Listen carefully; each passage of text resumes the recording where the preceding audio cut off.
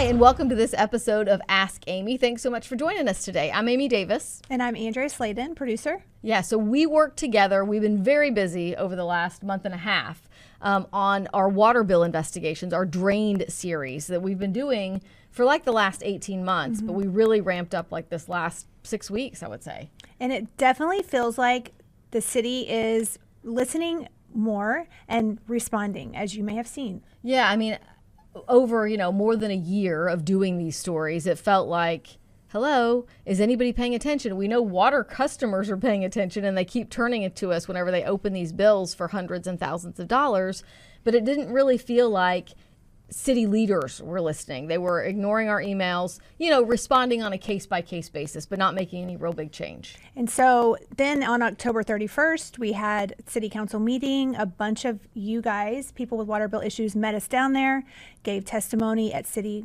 Hall at the city council meeting. But before we get into all that, I want to bring up something that we've heard a lot about, and that is when you tried to talk to the mayor and his reaction to you. So do you want to just play that again now, maybe, so people can get a refresher? Sure. In case you haven't seen it, here it is, and then we'll talk about it on the back end. Mayor Turner, I'm so sorry. Will you stop payment to the contractors that are under investigation? Let me stop. Yes. Amy, you're very rude. And that makes sense. You came to me now. You're interrupting this event that deals with a specific subject matter.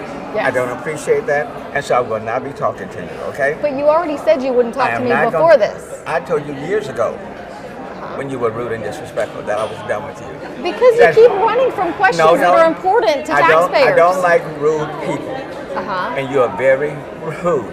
And elected leaders that don't answer questions constituents need to know. Because your reporter doesn't give you a right to interrupt this program. Now, if you'll excuse yourself, okay, I would appreciate it. Mary, escort her out. Will you stop payment to the contractors that are under investigation? You are very rude. I did ask you to send me a list of questions. I will talk to your general manager. Please escort her away. Okay. Thank you very much. All right, we're back. So after that ran, it kind of, I don't want to say went viral. A lot of people saw it. Here's what I want to know, Amy, and this is what people ask me. They were like, wow, Amy, how did that make her feel? And that's what I said. Whenever they got back from that shoot, Amy says to me, wow, the mayor called me rude. And I was like, what? Like on camera? And she's like, yeah. And our photographer, Adrian, was like, come look at the video. So I go and look at it. And Amy, of course, is completely, I'm like, how did that make you feel? How did that make you feel, Amy? So I had people, I think, very nice viewers. A lot of you emailed and said, I hope that you don't let him make you think you're rude. I did not. And I remember you saying, like, what were you thinking? And I was like, I was just trying to remember my question. Because I feel like it didn't hurt my feelings. It didn't really shock me because I have been in one other situation with the mayor where this has happened, and we shared that video with some viewers as part of this whole explanation of what happened. I mean, I just feel like it's our job to get the answer, and I didn't want it to detract me or get me off of the game of like, this is the question that I've emailed you. This is the question that we're asking. I know that you don't want to ask it on camera, and I felt like that's what it was all about.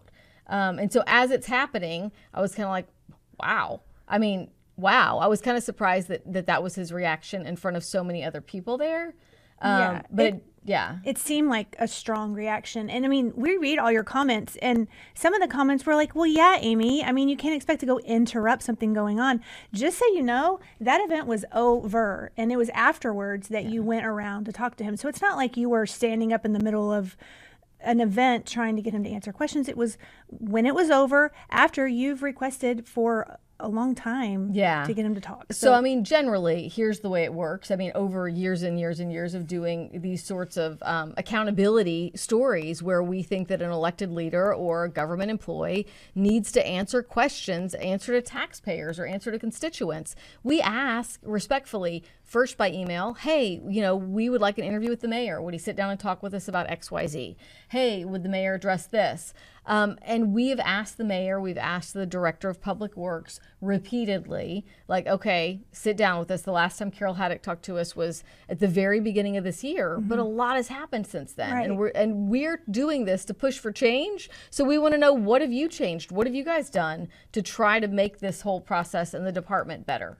And so then if they flat out say, no, we won't talk to you, I say, I would rather talk to you in a situation where you know that I'm going to be asking you questions. You're sitting down, you're comfortable. We're both, doing this. But if you don't, we have your public schedule. You know that you tell us every day where the mayor is going to be. And we'll show up there, not interrupt another event, which is not what we did. We showed up to a news conference that they sent out that was happening. We waited till the end, till the mayor said, thank you so much for coming. Everyone clapped. And then guests from the back made their way to the front to see the mayor. I even waited for him to finish taking pictures with people before I said, hey, I've got some questions for you.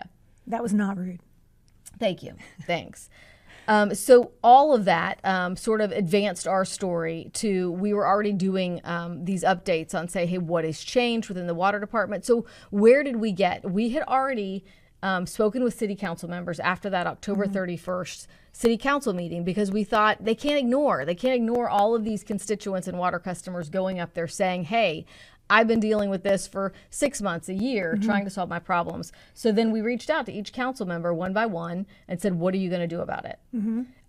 I don't know whether it's because it's an election year or a major change, which was on the November ballot, that allows for the first time city council members to put items on the agenda. Right. And many of the city council members said, hey, we can do very little because the mayor, the way that the government works in the city of Houston, sets the agenda. And if you don't get the buy-in from the mayor to put these items on the agenda, then they're never going to be discussed. Well, shortly after that, Amy Peck, Mary Ann Huffman, and Carolyn Evans Shabazz said, we are putting this item on the agenda to change one small part about the way the water department bills customers when there is a billing error or mistake.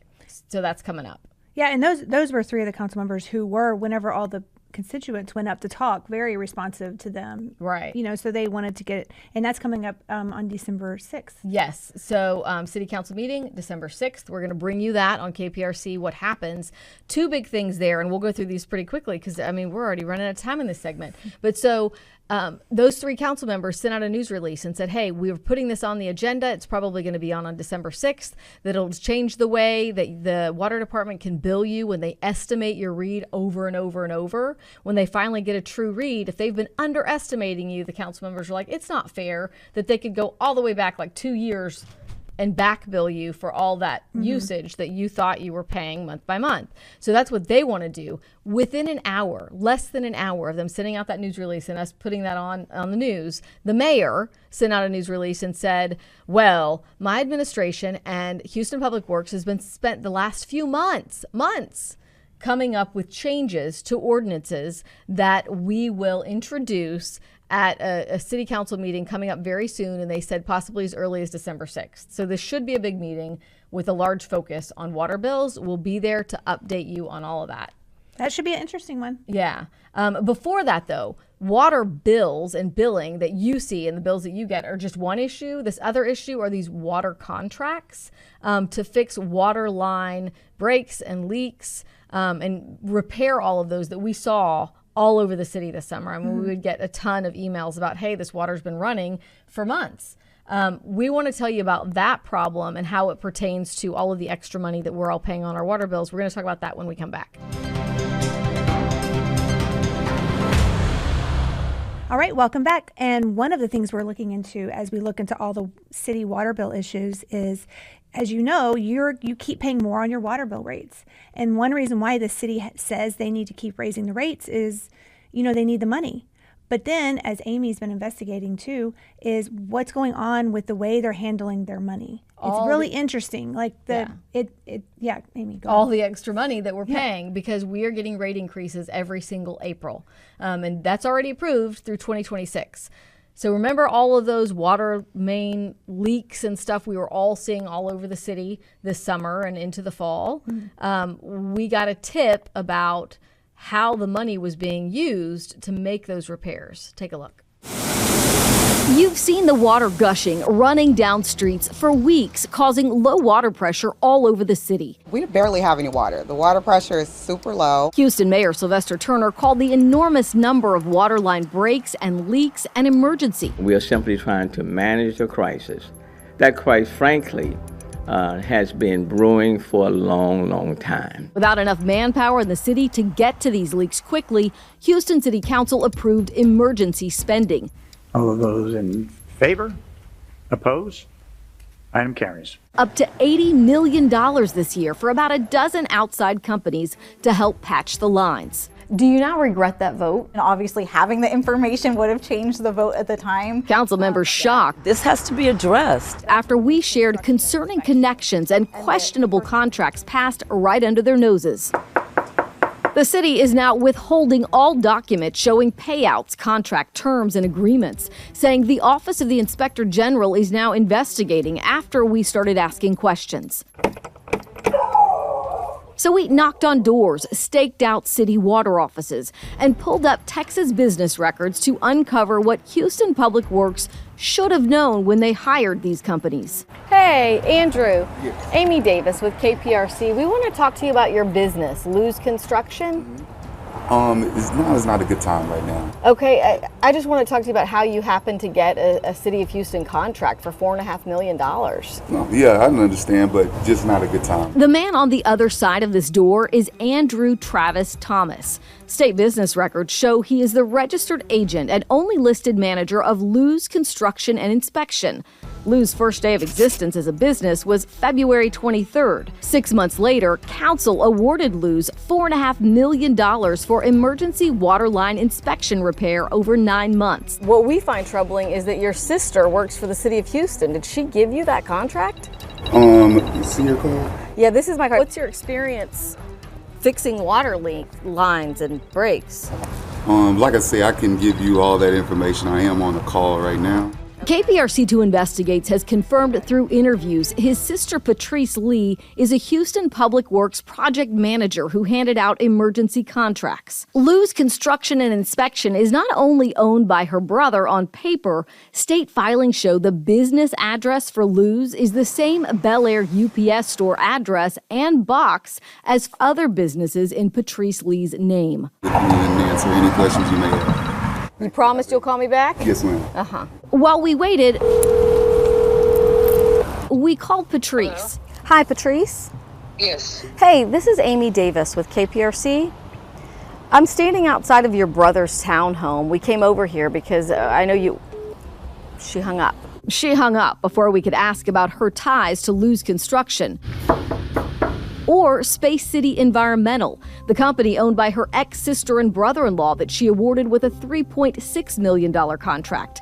No one was at the Sugar Land office when we stopped by, and the company phone number, "We're sorry, you have reached a number that has been disconnected," was no longer in service when we called. What about this one? C&J Arsenal Construction, which opened on August 14th, got a $3,050,000 deal for emergency water line repair on October 3rd. And if any of these contractors know anything, Can you tell us which company you work for? they're not telling us. Hey, can I ask you some questions about Lou's Construction? I can see in there that you work for Lou's. Contracts approved under emergencies like these don't have to go through a competitive bidding process. It's hurry up and find people to help. So we asked Public Works who found these newbie companies. They answered with this statement. The city utilizes contractors who previously provided quality work, having already gone through a competitive process, or contractors whose work is verified and can mobilize quickly. So who specifically verified the work history of these companies? We're still waiting on that answer. Do you assume as a city council person that these companies have been vetted? Yeah, and usually they are vetted, and so there's some kind of confidence, some level of confidence there that it's a reputable company and it's been vetted, and usually that's the case. Now that the city is investigating as a result of our reporting, we asked what happens with Patrice Lee and the contracts. Stop. Just as if the contractors stop. Don't continue to pay people if there's something questionable going on in how they are doing business. I think it should be paused, definitely, until the investigation is done. But that is a decision really at this point for the mayor and Houston Public Works. When they refused our requests for an interview, we caught up with Mayor Sylvester Turner at a public event. Will you stop payment to the contractor? Yeah, let me stop. Let me stop. Yes. Amy, you're very rude. I did ask you to send me a list I of will questions. talk to your general manager. Please escort her away. Thank you very much. The questions are in the email to Mary if you'd like to answer them. So we did just learn that Patrice Lee, the subject of our investigation there with these water contracts, is suspended with pay. She's still working with the city of Houston. The mayor's office and Public Works tells us that the Office of the Inspector General is investigating all of this, is investigating her and all of these water contracts that she oversaw. And that she sort of decided which companies were going to get these contracts. So that is still going on. That's pending. One thing, whenever we do any sort of investigation or news story, I don't know how you feel, but I am always like, oh, but we don't have time for this and we don't have time for that. But the beauty of this is I can show you a lot of the clips and a lot of the footage that got cut from that. And one thing was the interaction. I wanted to show people the entire interview whenever I walked up and knocked on Andrew Travis Thomas's door, Patrice Lee's brother. And so we're going to show you that whole clip when we come back.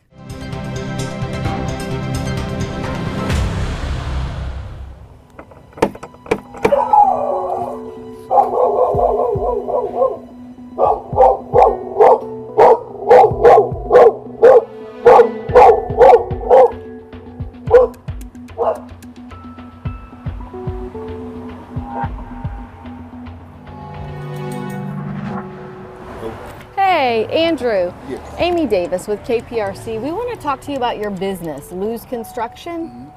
It's not a good time right now. Okay, I just want to talk to you about how you happened to get a City of Houston contract for $4.5 million. No, yeah, I understand, but just not a good time right now. When would be a good time? When could we talk to you? We can come back. We Do can you make have it. a business card? Or I something sure like do. Yeah, I do. Let me put my cell phone number on it for you. It's just what we find troubling is that your sister works for the City of Houston. Did she give you that contract? See your card? Yeah, this is my card. Let me write my cell phone number on it for you. I mean, does that seem appropriate? What's your experience fixing water leak lines and breaks? Like what gives you, I guess, sort of the experience to do that? Like I say, I can give you all that information. I am on a call right now. Okay. But yes, I can Okay. follow up with you and answer any questions you may have. It smells like pot, Andrew. Do you work at Target still? No, ma'am. You don't. This is your main job?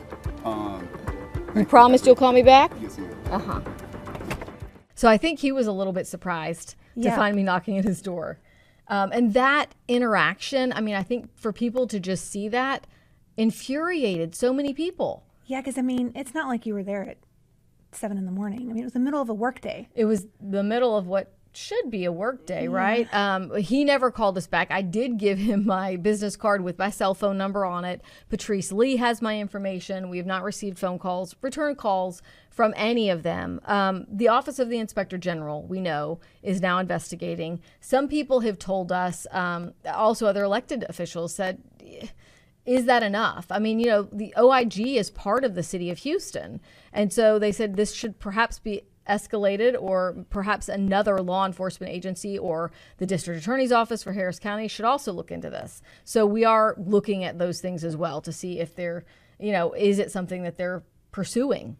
Because what's the order of that anyway? Well, I mean, so I believe it is right for the mayor's office to say, hey, we'll have the Office of Inspector General to look into this. And then normally if they find wrongdoing, they could then submit it or ask the AG's office to file charges. Who knows? We'll see, because sometimes these investigations can take months, right? You know, and while they're pending, they're not releasing any information. And we know that there's a lot of movement that we are following. You all have asked, you know, us to stay on top of the contract situation. I promise we are. There are more investigations coming on KPRC. You'll see them here. You'll see them on TV, on our streaming. We are working on those because we know those are important to people. It's about your tax dollars. It's about your water bills and how the city is spending our money. And you guys are still sending emails, which is great. I'm working on a database. I still add people to it. We try to get back to people as we can. That's why there's a lot of people, and I think the more as this grows, it's hard to get back to every individual person. So we are trying to, on our website, under the drain section, hopefully if you go in there and you'll be able to search for whatever specific problem you're having, we hope we've already done a story on it. And in each of those stories, I've tried to put exactly the steps you can take. Here's the link for that. Contact this person, do this. just to help people Exactly. help themselves. We know the system is broken. We know that these steps are going to be frustrating and painstakingly slow. We know that because we've been through all of it. But I was telling Andrea that I went to go speak at an AARP meeting the other day, and a woman walked up to me afterwards and said, "Oh my gosh, I just wanted to thank you because she's part of her HOA board, and I guess they got a huge water bill for the common areas, like the water bill for like landscaping and stuff." And she was like, it was huge. It was something like a $17,000 water bill one month, and they were going to have to raise the bill for everybody, but they knew it wasn't right. And she said, by looking at our 5 things you should do, she just thought it was a really good resource. It helped them. They did finally get the city to lower it and adjust it. So start with those steps, because we sort of collectively decided we could go and do nothing but water bill cases one by one every single day, all day, and still not get to the bottom of what is wrong with the system. And so we really want to make a change and a difference and get the city to address these problems on the bigger level. I think 2024, I think that we're going to see big changes for everybody. I hope we do anyway. We certainly hope so. We are staying on this story, on our investigation, until we do. That is our promise. So we thank you for sticking with us. We thank you for watching. You know how to reach us. If you have a question, you can email me at askamy@kprc.com. I'll answer, or Andrea will answer. And we hope you have a great day.